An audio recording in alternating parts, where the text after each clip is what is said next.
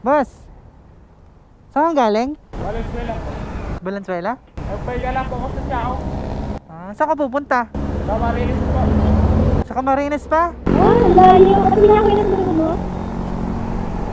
Maglakad ka lang po. Bakit?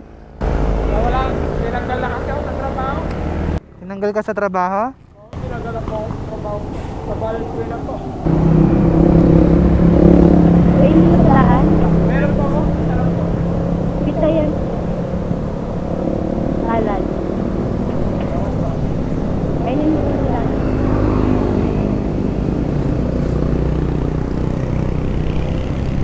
Kuya!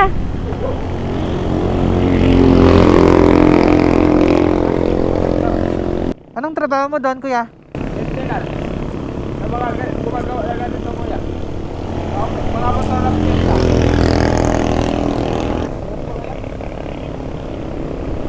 Oo naman. Yung itsura niya parang no choice na siya. No? Malamang yung mga binibigay sa kanyang pera, pinangkakain niya lang niya na. Kasi kulang pa masahe doon eh. Camarines! Makakabili naman tayo eh. Makakabili naman tayong pagkain eh. Parang no choice na siya. Siyempre, hindi naman, wala namang bibigay sa kanya ng malaki talaga. Yung binibigay sa kanya pa 20-20, pangkakain na lang talaga niya na. Wala na siya. Ano yung kumain? Bilis naman nun.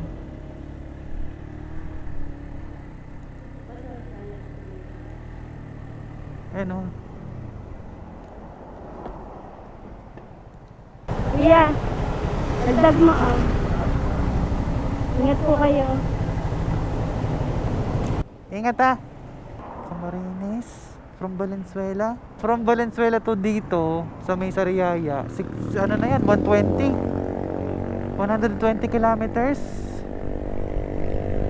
Ano yung kasi sabi niya kumain kasi pero gutom naman. Oh, tamo, tumigil siya kumain. Kinain niya yung pagkain natin. Parang nahihiya lang siya na. Grabe yan. Feeling ko ang lalakadin niya from Valenzuela to Camarines about 200 kilometers.